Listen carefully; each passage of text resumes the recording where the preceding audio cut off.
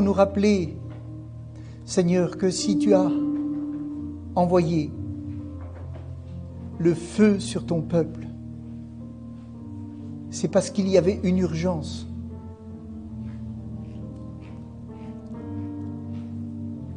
Tu leur as dit qu'ils devaient aller et que ta puissance les accompagnerait. Seigneur, quand Pierre était en prison, il y avait une urgence dans l'Église. Quand Paul était en prison, il y avait une urgence pour Paul. Mais aujourd'hui, l'urgence, elle est dans la rue. Elle est dans les foyers. Elle est dans les hôpitaux. Elle est dans les prisons. Elle est dans les cœurs. Elle est dans les corps.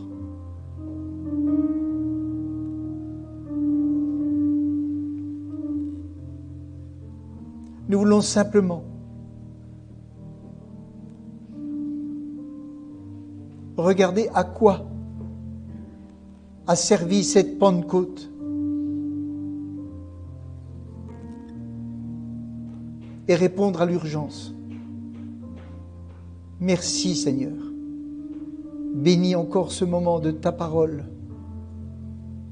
Que nos cœurs soient ouverts, attentifs, et que nous puissions recevoir de toi l'instruction, les recommandations et la force pour te servir efficacement.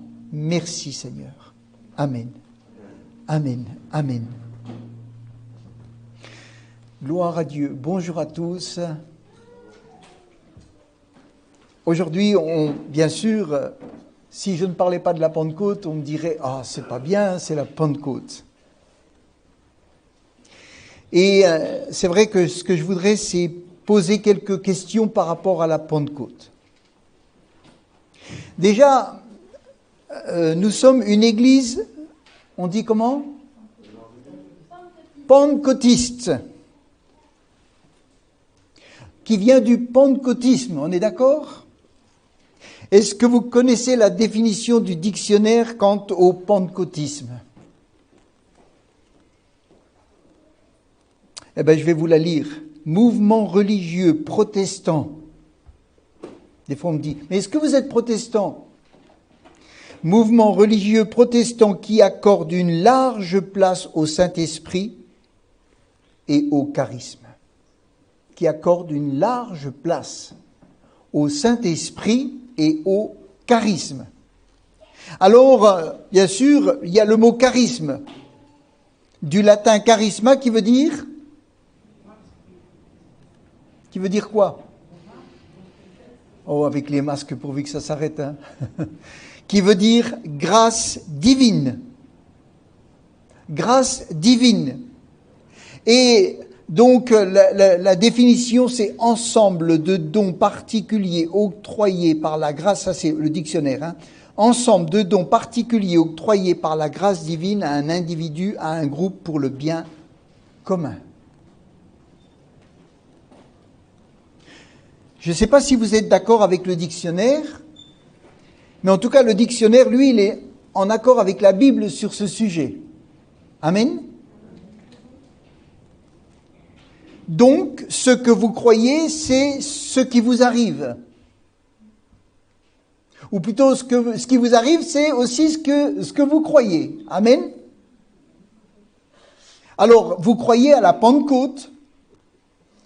En tout cas, vous êtes dans une église de Pentecôte. Une église qui accorde une large part au Saint-Esprit. Une église qui croit aux dons spirituels, parce qu'ils sont donnés aussi par le Saint-Esprit.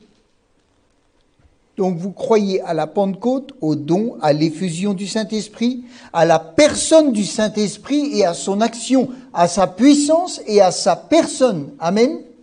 Il y a sa personne et il y a sa puissance. Et selon votre foi, pour la plupart, vous avez reçu le baptême du Saint-Esprit, dont le signe est le parler en langue. Quand ils ont été baptisés du Saint-Esprit, ils se sont mis à parler en d'autres langues. Alors j'ai quelques questions pour vous. Quels sont les buts du baptême du Saint-Esprit? Quel est le but d'être revêtu du Saint-Esprit? Parce que c'est ça la question. À quoi ça va servir? Comment? Amener la repentance. As-tu reçu ce baptême? Dans quelles circonstances l'as-tu reçu? Est-ce que tu t'en rappelles? En général, on s'en rappelle. Après, c'est vrai que si on a des années, il y a des choses qui peuvent devenir un peu floues, mais en général, on s'en rappelle. C'est un moment particulier. Oh, c'est pas un moment où on saute au plafond toujours, hein. Il y a des gens qui sautent au plafond, hein. Ça, j'ai déjà vu ça. Hein. Mais il y en a d'autres, ils restent sur leur chaise. Et la transformation se fait pareil. Et l'autre question, que fais-tu aujourd'hui de ce revêtement de puissance et de ce baptême? Qu'est-ce que tu en fais? Ça, c'était en introduction. Et maintenant, je voudrais le début du message. Pourquoi la Pentecôte? Quel but? Si on prend l'histoire localement, et je crois que c'est intéressant de prendre l'histoire localement des premiers apôtres, des disciples, de ce qui s'est passé. Et souvent, il faut comprendre l'histoire locale pour comprendre l'évolution. Des fois, on voit une évolution, même dans un pays, mais on ne comprend pas, on ne sait pas pourquoi. Regardez l'histoire locale, regardez comment les choses ont commencé, regardez pourquoi on prend telle position ou telle chose ou on fait telle ou telle autre. Et il y a toujours une raison, il y a toujours une histoire, il y a toujours un commencement à ces choses-là. Avant que la Pentecôte devienne mondiale, elle a commencé dans je ne veux pas dire dans un appartement, mais dans une grande pièce, à peu près peut-être comme celle-là. Alors, à l'origine, pour les premiers disciples, les apôtres, quand Jésus est mort, en quelque sorte, il les a quittés. Il y a eu, pour eux, nous, on n'a pas vécu ça, mais pour eux qui ont vécu 3 ans, un peu plus de 3 ans avec Jésus, il y a eu une perte d'un être cher par l'absence physique de Jésus. Ça n'a pas duré longtemps, hein, ça a duré 3 jours, mais ça les a énormément affectés. Parce qu'il les entraînait, il leur parlait. Ils l'ont vu crucifié, ils ont vu qu'il était mis au tombeau et ça a créé un manque. Ça les a perturbés. Ils ont eu 3 jours. Pourquoi je vous dis ça? Mais ils ont eu 3 jours de deuil. De deuil. Ils n'avaient pas dans la tête la résurrection, ils avaient dans la tête le deuil. La perte. Un déchirement. Il y avait la tristesse. Et même quand Jésus est ressuscité, et que des gens sont venus leur dire, des femmes sont venues leur dire, on a vu Jésus, il est ressuscité, personne ne l'a cru. Les meilleurs ne l'ont pas cru. Les plus proches ne l'ont pas cru. Je vais vous lire rapidement le passage, ne le cherchez pas, mais il est dit, c'est dans Marc 16, Jésus étant ressuscité le matin du premier jour de la semaine, apparut d'abord à Marie de Magdala, de laquelle il avait chassé 7 démons. Elle alla emporter la nouvelle à ceux qui avaient été avec lui et qui s'affligeaient et pleuraient. Ils s'affligeaient, ils pleuraient. C'était une église dans le deuil. C'était un peuple, des disciples dans le deuil qui pleuraient, qui s'affligeaient. Pourtant, ils avaient passé 3 ans avec Jésus. Pourtant, ils avaient été enseignés. Et il est dit, ils ne le crurent point. Ils s'affligeaient, pleuraient quand ils entendirent qu'il vivait et qu'elle l'avait vu, ils ne le crurent point. Et ils ont continué de pleurer. Et après cela, il apparut sous une autre forme à 2 d'entre eux qui étaient en chemin pour aller à la campagne. Et pareil, ils n'y croyaient pas. Et puis au verset 13, il est dit, ils revinrent l'annoncer aux autres qui ne le crurent pas non plus. C'est facile de dire, ah ben t'as qu'à avoir la foi. C'est facile de dire ça. Mais eux qui avaient été avec Jésus, qui leur avait dit, ils ne croyaient pas. Ils avaient vu Lazare ressuscité, mais ils ne croyaient pas à la résurrection de Jésus. Et il est dit, enfin il apparut aux 11 pendant qu'ils étaient à table, et il leur reprocha leur incrédulité et la dureté de leur cœur parce qu'ils n'avaient pas cru, ceux qui l'avaient vu ressusciter. Vous n'avez pas cru ceux qui l'ont vu, ils vous connaissent, ils étaient avec vous, c'est vos frères, vos sœurs. Ils sont venus vous le dire, ils l'attestent et vous ne le croyez pas. Puis il leur dit, allez par tout le monde et prêchez la bonne nouvelle à toute la création. Donc, quand Jésus est venu et qu'il a passé du temps avec eux, qu'il leur a montré à certains ses mains, ses pieds, qu'il a mangé et qu'il a parlé avec Thomas, etc., ils ont cru. Amen. Et quelque chose s'est passé en eux. Et une joie est revenue. Un objectif est revenu. Et Jésus était avec eux, il a passé du temps encore avec eux. Il reste encore un certain temps. Mais Jésus sait qu'il va les quitter. Il le sait. Il n'a pas le choix, il doit les quitter. Il ne pouvait pas rester avec eux physiquement et il ne pouvait pas ne pas rester avec eux. Il fallait qu'il reste avec eux, mais il devait tout de même s'en aller, les quitter. Et les apôtres, les premiers disciples, allaient à nouveau être séparés de lui, de celui qui motivait leur vie, de ce qu'on appelle leur leader, leur seigneur, celui qui les avait appelés, pour certains guéris, pardonnés ou délivrés d'esprits mauvais, 7 démons dans une femme.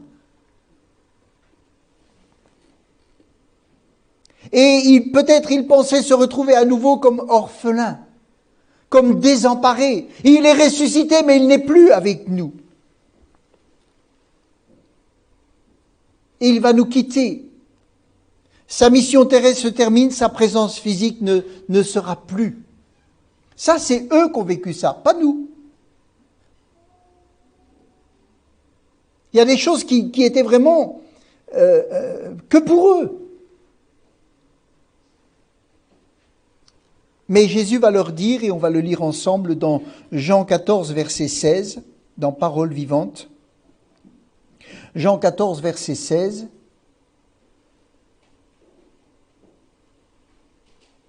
Et il est dit, Jean 14, 16, « Et moi, je demanderai au Père de vous donner quelqu'un d'autre pour vous conseiller et vous défendre. » Amen. Quelqu'un d'autre pour vous conseiller et pour vous défendre, afin qu'il reste pour toujours avec vous. Amen. Pour toujours avec vous. C'est l'esprit de vérité, celui que les hommes loin de Dieu sont incapables d'accueillir parce qu'ils sont aveugles pour ce qui le concerne et qu'ils n'ont aucune notion. Ils n'en ont aucune notion. Pour vous, par contre, il n'est pas un étranger car il est auprès de vous. Il est auprès de vous et il demeurera en vous.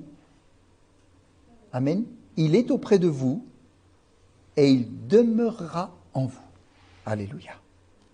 Il avait pour projet de leur envoyer ce que le Père avait promis. Donc, nous voyons que le Saint-Esprit va avoir plusieurs rôles dans la vie des disciples. Conseil. Le Saint-Esprit est là et il nous parle. Amen. Il nous conseille. Il nous oriente par la parole. Il est là pour nous défendre. Le Saint-Esprit vous donnera les paroles au moment voulu si vous avez à vous défendre. Il est présent, il remplace Jésus. C'est-à-dire, il remplace la présence de Jésus. Parce que Jésus doit être assis à la droite du Père. Mais il va pour eux remplacer la présence de Jésus. Il leur dit, il sera auprès de vous, il demeurera en vous. Et si on lit dans Luc chapitre 24, verset 49, dans la version second, il est dit, Luc 24, 49, « Et voici, j'enverrai sur vous ce que mon Père a promis. Mais vous, restez dans la ville jusqu'à ce que vous soyez revêtus de la puissance d'en haut. » Amen. Il les conduisit jusqu'à Béthanie, et ayant levé les mains, il les bénit. Pendant qu'il les bénissait, il se sépara d'eux et fut enlevé au ciel.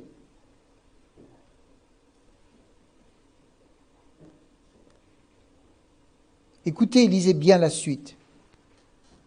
Et c'est très important. C'est très important. Pour eux, après l'avoir adoré, amen, ils retournèrent à Jérusalem avec une grande joie. C'est plus pareil. Il n'y a pas de tristesse. Il n'y a pas de pleurs. Ils sont dans la joie. Amen. Parce qu'il y a une promesse, parce que Jésus est ressuscité, il le quitte, il le voit partir, mais il est dit, alors, pour eux, après l'avoir adoré, ils retournèrent à Jérusalem avec une grande joie, et ils étaient continuellement dans le temple, louant et bénissant Dieu. Ils étaient continuellement dans le temple, louant et bénissant Dieu. Ils les quittent, mais remarquez, ils ne sont pas tristes. Pourquoi? Premièrement, à cause de la résurrection. Amen. C'est l'espérance du chrétien. S'il n'y a pas de résurrection, vous pouvez avoir la meilleure religion au monde. Vous priez un Dieu mort. Mais nous prions un Dieu vivant. Amen. Et ils sont heureux aussi de ce qu'ils viennent de voir, de la promesse faite par Jésus. Et une chose importante, j'aimerais vous le dire, regardez ce qu'ils avaient avant l'effusion du Saint-Esprit. Je relis le passage. Pour eux, après l'avoir adoré, ils retournèrent à Jérusalem avec une grande joie, et ils étaient continuellement dans le temple louant et bénissant Dieu. Alors je vous rappelle ce qu'ils avaient avant l'effusion du Saint-Esprit. Amen. Parce qu'on va dire, s'il n'y a pas le Saint-Esprit, on ne peut pas louer, on ne peut pas faire ci. S'il n'y a pas le baptême, je suis désolé. Quelqu'un qui se convertit, parce qu'on oublie ce que c'est une conversion, mais quelqu'un qui se convertit, il loue Dieu, il adore Dieu, il a la joie, il a la paix, il a l'assurance du salut, il a envie de servir Dieu. Amen. Et là, ils adoraient. Il n'y avait pas l'effusion du Saint-Esprit, n'est-ce pas? Mais ils adoraient. Si vous n'êtes pas baptisé du Saint-Esprit, cela ne doit pas vous empêcher d'adorer Dieu. Vous adorez Dieu parce qu'il est venu dans votre cœur, parce qu'il vous a donné la grâce du salut, parce qu'il a pardonné vos péchés, parce qu'il a changé beaucoup de choses déjà dans votre vie. Amen. Ils obéissaient. Déjà. Ils vont retourner à Jérusalem et ils vont être ensemble pour se mettre ensemble pour adorer. Ils obéissent, ils reviennent à Jérusalem. Ils n'avaient pas l'effusion du Saint-Esprit, mais ils obéissaient déjà à Jésus. On peut obéir à Jésus sans être baptisé du Saint-Esprit. Et on doit obéir à Jésus, même si on n'est pas baptisé du Saint-Esprit. D'accord? En tout cas, eux, ils le font. Ils le font. Ensuite, Ils étaient dans une grande joie. Ils étaient dans une grande joie. Et puis, il est dit qu'ils étaient assidus aux réunions.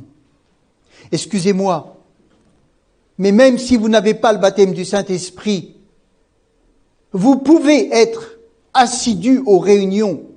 Ne dites pas dans cette église, il n'y a pas la puissance, alors je ne peux pas être assidu aux réunions. C'est faux. C'est faux.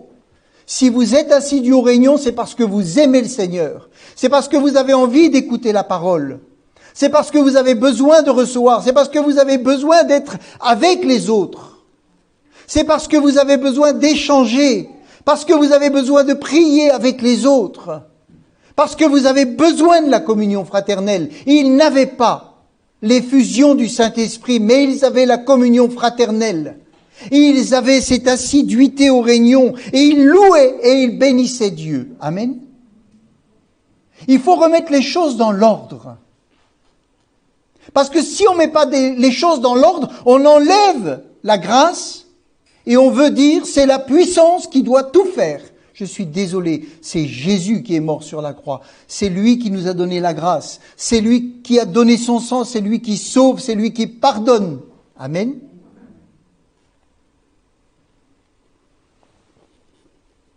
Et ce que je voudrais dire, c'est que si vous n'avez encore pas le baptême du Saint-Esprit, vous pouvez avoir la paix, la joie, le salut, obéir, être assidu. Si vous êtes converti, toutes ces choses-là, vous les avez. Amen. Vous les avez.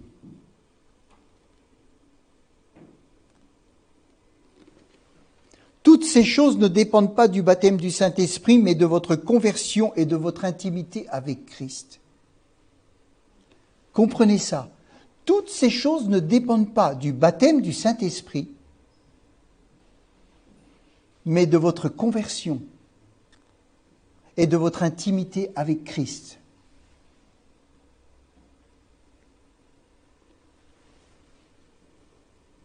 Il est dit que d'un commun accord, ils se sont réunis pour attendre la promesse. Amen. D'un commun accord, ils se sont réunis pour attendre la promesse. Ils priaient, ils chantaient des cantiques. Ne confondons pas la conversion avec le baptême du Saint-Esprit et le revêtement de puissance. C'est vrai que Pierre avait besoin de ce baptême pour pouvoir faire ce qu'il a fait après. C'est vrai. Mais Pierre était dans la chambre haute avec les autres, il louait, il priait, il adorait, il servait. Amen. Il s'était repenti. Et il avait une proximité avec Jésus. Ne perdons pas les choses comme elles doivent être. Faisons attention. Faisons attention. Mais leur vie chrétienne devait évoluer. Amen. Elle devait évoluer. Avec cette promesse, elle allait changer. Amen. C'est pas qu'elle allait commencer, c'est qu'elle allait changer. Elle allait changer de dimension. Quelque chose de nouveau allait venir qui était indispensable. Et je sais combien le baptême du Saint-Esprit est indispensable, nécessaire à la vie chrétienne. Indispensable, nécessaire pour avoir une vie chrétienne puissante, pour résister avec beaucoup plus de facilité aux tentations, c'est vrai, pour pouvoir aller devant quelqu'un et lui parler avec assurance, il faut le baptême du Saint-Esprit. Ça ne veut pas dire qu'on ne peut pas parler. On va parler à ceux qui sont gentils, tranquilles, mais quand il faudra aller parler à quelqu'un qui s'oppose, s'il n'y a pas cette puissance, ça va être compliqué. Ça va être compliqué. Très important, et je sais combien les dons sont nécessaires pour l'Église. Amen. La puissance d'en haut est nécessaire Paul dit, je parle en langue plus que vous tous. Combien c'est nécessaire pour l'édification personnelle. Combien c'est nécessaire pour que le don se manifeste aussi. C'est indispensable pour qu'une église puisse avancer au rythme que Dieu veut la faire avancer. Mais ça ne veut pas dire qu'une église qui n'a pas ça, n'a pas le salut, ne peut pas témoigner. C'est pas vrai. Mais elle ne pourra pas aller au rythme que Dieu veut. Et elle ne pourra pas, si elle voit quelqu'un arriver avec 7 démons, elle ne pourra pas amener cette personne facilement à la délivrance. Je me rappelle un homme qui est venu nous faire une conférence sur l'occultisme. Il était lui-même ancien dans l'occultisme. Et il était dans une église baptiste, sans les dons. Et il dit, j'ai trouvé les délivrances. Mais il a mis un temps fou. Parce qu'il a lutté, il a cherché. Mais une église qui a la puissance, elle va l'enseigner, elle va prier au nom de Jésus. Amen. C'est comme un accélérateur. Combien la puissance d'en haut est nécessaire pour aller par tout le monde, chasser les démons et amener la délivrance. Là oui, elle est nécessaire, elle est indispensable. Si on lit dans Acte 1, verset 8, Acte 1, verset 8, Acte 1, verset 8, il est dit, mais vous recevrez une puissance. Amen. Le Saint-Esprit survenant sur vous, et vous serez mes témoins. À Jérusalem, dans toute la Judée, dans la Samarie et jusqu'aux extrémités de la terre. Il est parlé une puissance pour les miracles, pour une force, un pouvoir. Amen. Force, pouvoir, talent, compétence à un moment donné. Pouvoir d'accomplir des miracles. C'est une puissance morale. Jésus avait parlé d'une puissance pour être témoin. Et là aussi, n'oublions pas le sens de ce revêtement d'en haut. Une puissance pour être témoin. Amen. Pierre, qui avait renié Jésus devant quelques soldats et une servante, s'est mis à prêcher devant des milliers de personnes quand il a été revêtu de cette puissance. Amen. Il a eu un courage qu'il n'avait pas avant. Ce baptême du Saint-Esprit vous donnera un courage que vous n'avez pas avant. Mais ce n'est pas lui qui vous convertit. Le Saint-Esprit convainc, oui, de péché. Mais ce n'est pas la puissance d'en haut qui vous convertit. Non. La puissance d'en haut, elle est là pour vous projeter quand vous êtes converti. Amen. Maintenant, passons à une autre étape. As-tu ce baptême? Si tu ne l'as pas, ça ne t'empêchera pas. Parce que vous savez, moi j'ai vu des gens à qui on a dit, si tu n'as pas le baptême du Saint-Esprit, ta vie, si et ça, voilà. On leur disait qu'ils n'étaient pas convertis. Et vous avez des gens qui ont passé des années de souffrance. Parce qu'on leur disait, si tu n'es pas baptisé du Saint-Esprit, alors t'es zéro. Non. Les disciples, ils n'avaient pas reçu cette puissance. Et ils étaient ensemble, ils louaient, ils adoraient. Amen. N'oublions pas ça. On oublie ce que c'est la conversion, on oublie la vraie conversion. On a besoin de voir des conversions, amen, pour voir des gens transformés avant même d'être baptisés du Saint-Esprit, les voir avec un zèle que quelquefois on n'a même plus. Eh oui. Et tout de suite, on dit Seigneur, baptise-les. Baptise-les du Saint-Esprit, pour que ce que tu as fait là soit maintenu par ta force et que cet homme soit projeté, cette femme soit projetée. Amen. Mais refusons toute accusation. Parce qu'autrement, on se perd. Et on ne peut plus vivre une vie chrétienne. Il est dit, acte 1, verset 9. Il faut que j'aille vite. Je crois qu'on ne m'a pas donné 45 minutes aujourd'hui. Après avoir dit cela, il fut, acte 1, verset 9, élevé pendant qu'ils le regardaient, et une nuée le déroba à leurs yeux. Et il est dit, et comme ils avaient les regards fixés vers le ciel, pendant qu'ils s'en allaient, voici 2 hommes vêtus de blanc leur apparurent et dirent. Alors ils étaient comme ça. Moi je les comprends, hein. Je les comprends, hein. Nous on regarde la fusée Ariane décoller, hein. Mais eux ils ont vu Jésus décoller, hein. Je pense que c'est plus impressionnant, hein. Parce que Jésus, il n'a pas explosé en route, il n'est pas retombé, lui. Hein. Il est parti. Hein. Et il est toujours vivant. Amen. Et il n'a pas besoin d'oxygène, ni de masque, ni... Non, non. Non. Mais ils sont restés comme ça.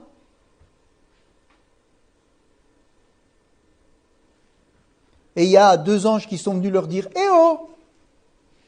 Arrêtez de regarder le ciel maintenant. Allez à Jérusalem. Et recevez cette promesse, ce don. » Et vous savez, il leur dit, « Hommes galiléens, pourquoi vous arrêtez-vous à regarder au ciel? Ce Jésus qui a été enlevé au ciel du milieu de vous viendra de la même manière que vous l'avez vu s'en aller. » En gros, ne restez pas bloqués sur cet événement, le ciel. Et il y a des chrétiens qui passent leur vie à regarder le ciel. Le ciel.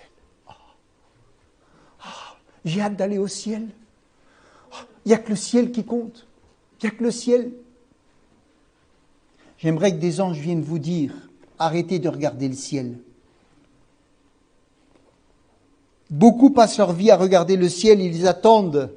Mais la puissance d'en haut n'a pas été donnée pour regarder le ciel, mais pour regarder la terre. Pour regarder les âmes perdues. Elle a été donnée pour aller vers les gens qui ont besoin. Amen. Et il leur dit, les anges, immédiatement leur dit, arrêtez maintenant.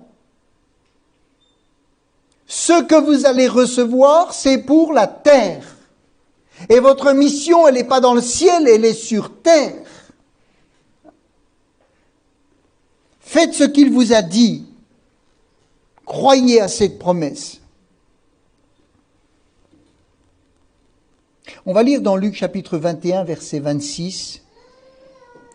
Luc chapitre 21, au verset 26, dans Parole vivante.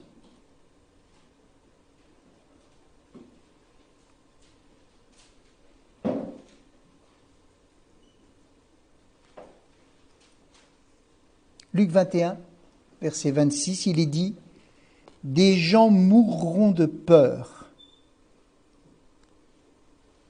dans l'attente anxieuse des malheurs qui menacent le monde entier. Car les lois qui régissent le ciel seront déréglées, et les forces qui maintiennent l'univers seront déchaînées. C'est alors que l'on verra dans une nuée le Fils de l'homme revenir dans la plénitude de la puissance et de la gloire divine. Quand ces événements commenceront à se produire, levez la tête et prenez courage. Levez la tête et prenez courage, bientôt vous serez délivrés. » Amen. Mais en attendant, c'est sur la terre qu'on doit avoir les yeux. Amen. On a notre cœur dans le ciel, notre esprit est lié à Christ, on est assis dans les lieux célestes. On a vu l'autre jour qu'on n'est pas sur la terre, par la foi on est dans le ciel. Mais la mission, elle est sur la terre. Le Saint-Esprit a été donné pour aller. Amen. Vous ne devez pas avoir assez d'esprit pour votre propre vie, mais pour les autres. Amen. C'est ça qu'il faut comprendre. C'est ça qu'il faut comprendre. Là, je ne veux pas prendre le temps de voir la deuxième action du Saint-Esprit, parce qu'elle est pour nous, à l'intérieur, pour notre vie chrétienne, etc. Il y a beaucoup de choses à dire. Mais aujourd'hui, je veux simplement parler de la puissance d'en haut qui nous revêt pour aller. Amen. Elle est importante. Eux, ils ont reçu les deux, c'est pour ça. Il y a eu les deux. Ils ont été baptisés du Saint-Esprit, mais ils ont été revêtus de la puissance pour aller. Amen. Je vous donnerai un exemple. Vous avez une voiture. D'accord ? Votre voiture, elle a une batterie. Comment cette batterie se recharge ? En roulant, d'accord ? En roulant. Elle ne se recharge pas en restant dans un parking. Au contraire, quand elle reste dans un parking, elle se décharge. Au bout d'un moment, la batterie, elle est à plat. Moi, j'ai une petite voiture qu'on m'a donnée, qui est dans ma cour depuis des années. À chaque fois que je veux rouler, je dois remettre les câbles. Et je roule comme ça 2 jours, et puis après, elle démarre. Et si je la laisse, pouf, j'ai déjà changé la batterie, c'est bon, voilà, c'est pas la peine. Mais c'est pour vous dire une chose, c'est qu'on peut se contenter d'avoir assez d'énergie pour sa propre vie. J'ai assez d'esprit pour ma propre vie. Mais ce n'est pas ça que Dieu demande. Et il y en a, ils prennent les câbles de la batterie pour recharger leur propre batterie, puis ils sont comme ça. Vous avez déjà vu des gens sur la route avec les câbles de batterie ? Ben, je vais vous dire, il y a des chrétiens, ils passent leur vie avec des câbles. Et disent, du jus s'il vous plaît, du jus s'il vous plaît. Mais non, c'est pas ça. Le jus, vous allez l'avoir en roulant, en marchant. Votre batterie se recharge quand vous marchez. Elle se recharge quand vous louez. Elle se recharge quand vous priez. Elle se recharge quand vous avez une activité avec Dieu. Amen. Quand vous avez une activité pour Dieu. C'est là que votre batterie, elle se recharge. Par contre, quand votre batterie est chargée, alors là, vous allez charger la batterie des autres. Alors là, vous allez aller, et puis vous n'allez pas du jus. Mais non, ça va chauffer, et les gens vont voir. Ils vont voir ça. Ils vont regarder, et ils vont venir chercher. Chercher. Amen. Le baptême d'en haut, c'est pour que vous alliez, et que vous manifestiez la puissance de Dieu qui vous a été donnée. C'est là qu'on fait des erreurs. C'est là qu'on fait des erreurs. On veut recharger nos batteries sans rien faire. Non. C'est en roulant qu'elles se rechargent. Et là, vous allez pouvoir faire quelque chose pour les autres. C'est là que vous allez pouvoir faire quelque chose. Autrement, vous ne pourrez rien faire. Quand le Saint-Esprit vient habiter en nous, alors tout change. Il nous parle, etc. Il nous parle. Quand vous vous êtes convertis, le Saint-Esprit est venu en vous. Amen. Tout de suite, le Saint-Esprit vient en vous. Et le baptême du Saint-Esprit, c'est un don que Dieu donne. Amen. Il est pas à la conversion. Il y en a, ils ont les deux en même temps, oui. Mais à la conversion, le Saint-Esprit vient habiter en vous. Et ce baptême du Saint-Esprit, si on le garde pour soi, on a tout juste l'énergie de démarrer sa voiture. C'est tout. Et encore. Vous savez, les voitures aujourd'hui, elles peuvent plus démarrer, mais elles gardent, il y a des systèmes qui gardent pour que, en fait, elles fonctionnent. Autrement, c'est fini. Non, comprenons que la puissance d'en haut est donnée pour servir.